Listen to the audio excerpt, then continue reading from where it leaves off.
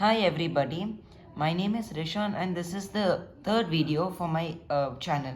It is known as the Potter Poems and we are going to explore all of the wonderful Greek poems. Now you might be wondering why poems?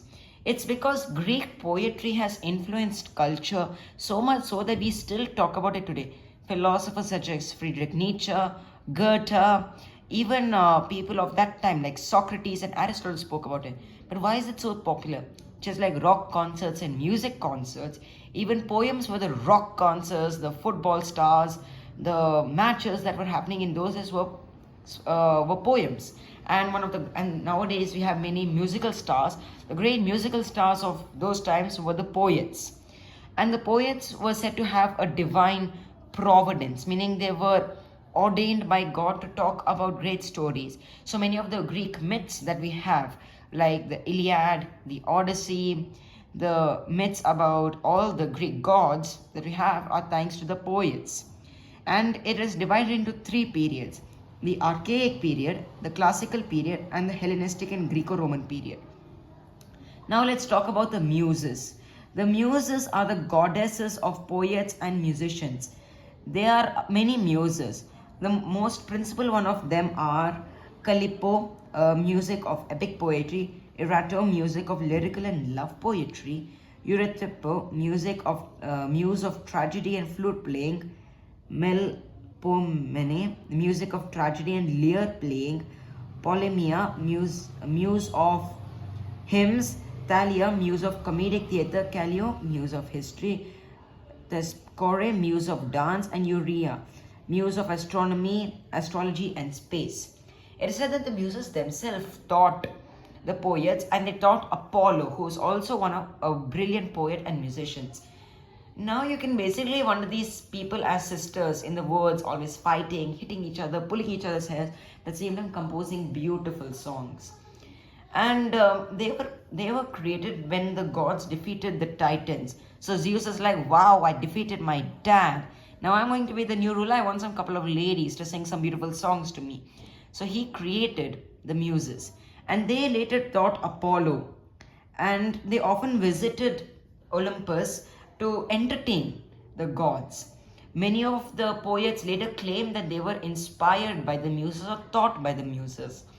For example, Homer, the composer of the Iliad and the Odyssey, in the first, uh, in the Odyssey, he invoked a muse. In the Iliad, he invoked a goddess. The line goes such as, "Wrath cried the goddess, Achilles." So in one book he evokes a muse, and in the other he invokes a goddess. So the muse play an important role, and they constantly change as time goes by. Now we come to the archaic period of Greek poetry. Okay, so the archaic period, if I'm to tell you, the performance was either privately or publicly. Okay, and it's categorized into three parts: lyric, rhapsodic, and cantoric. Okay, and it was and many poets, the most important poets of this time was Homer, which we famously know for the Iliad and the Odyssey, and Hesiod, another poet whose Greek myths and poems people still know to this day. It was an oral tradition. It was not many people wrote this, but mostly people spoke about it or narrated it to the children through the mouth. And the themes of this poet were included politics, war, sports, drinking, money, youth, old age, death, heroes, gods, and love. For example, if we take the myth of the Iliad and the Odyssey, we see Achilles' love interest, we see Hector's courage in war, we see Odysseus with the intervention of gods, the revenge, the lust for money. All these different themes come alive in the Iliad and the Odyssey. And if you can think about it, the Iliad and the Odyssey is like a wonderful rock concert and some of those movies. So when I mean by rock concert, in the modern world, some people view it as good, some people view it as bad. So many of the poems that were performed, many philosophers and thinkers viewed it as both good and bad. So, but more or less, this was what characterized the archaic period. And the most important thing was love poetry. If you know how the Trojan War started, you'll know that Helen was kidnapped. She fell in love. Love played a central role in archaic poems. Now we come to the classical period. The classical period, on the other hand, is a little bit different from the archaic period. It was in this period, poems were actually written down. So written down, as since people got tired, they're like, how many times do you have to memorize long things? It's like your physics teacher telling you learn all the formulas in your mind, don't need to write it in your notebook. You'll be like, ma'am, but it's impossible, and it is. In all fairness, it is. So they started writing down poems, but they still continued an oral tradition. So there was an oral tradition continued, okay? And the well-known poets were Shapur and Pindar. They were these two were the most important lyrical poets. Epic poems, lyrics, and dramatic forms were followed, and they were the most important in this time. And as always, heroism, love, morality, and divine influence. Unlike the previous one, divine influence and morality is a new addition. Then we come to the Hellenistic period. The Hellenistic period, if you should know what is the main characteristic feature, was Alexander the Great. Alexander the Great conquered everything. The Persian Empire came all the way to India, and he's like, man, I'm going to conquer the earth and I'm going to have a big, wonderful life, a wonderful empire. And that influenced the Hellenistic period. It was somewhere around the 3rd century. And this invasion of Alexander was known as the Hellenistic tradition, because cultures of Greek mixed up with Indian culture, Persian culture, and it brought a new type of a culture, Egyptian culture.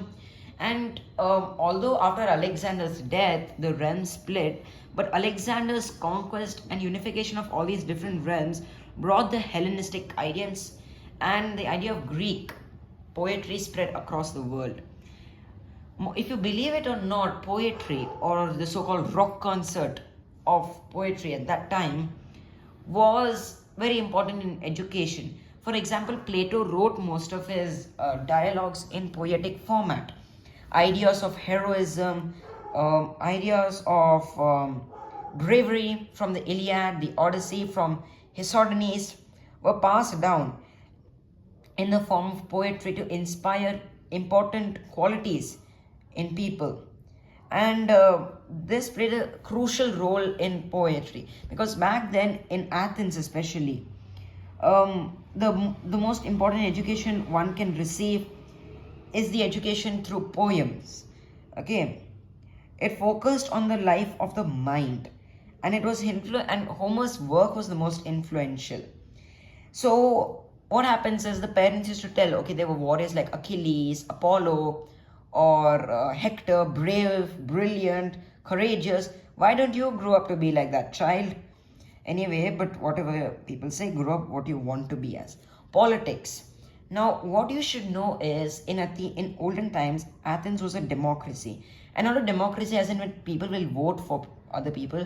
Democracy in a sense that anyone, even a peasant, can become a magistrate for a day. Anyone can, at random. Anyone can. An uneducated man also can take matters of politics into his hand. So that was the idea of democracy. And the most important thing in democracy was speech, talking, rhetoric. And this again was taught in a poetic format. Talking in poetry, in prose, in lyrical format was and using rhetoric was very influential in Athenian politics, because by talking and convincing people, their decisions were passed. That's why the sophists that we mentioned in the pre-Socratic video, they taught this art. So now we come to the conclusion. I hope you've taken something that was quite beneficial for you. But from this conclusion, we must also know that poetry, although it influenced philosophy, and that's the reason I talked about it, because it influenced philosophy from the time of Tales of Meletus till the modern era. For example, even Nietzsche wrote a book known as The Birth of Tragedy, which spoke about poetry and drama. And again, I told you there's a controversial thing about poetry. That controversial thing, I think you should understand. I want you to figure it out by yourself, because I will reveal it to you in the next video. This video also I don't want to reveal it to you, but it's somewhere centered around Plato and Aristotle. And both Plato and Aristotle heavily wrote about poetry, its benefits, and its drawbacks. So, if you can think about poetry even in more depth, you will understand its true importance, especially Greek poetry. So, thank you. Please put a like and subscribe, and thanks very much for your time.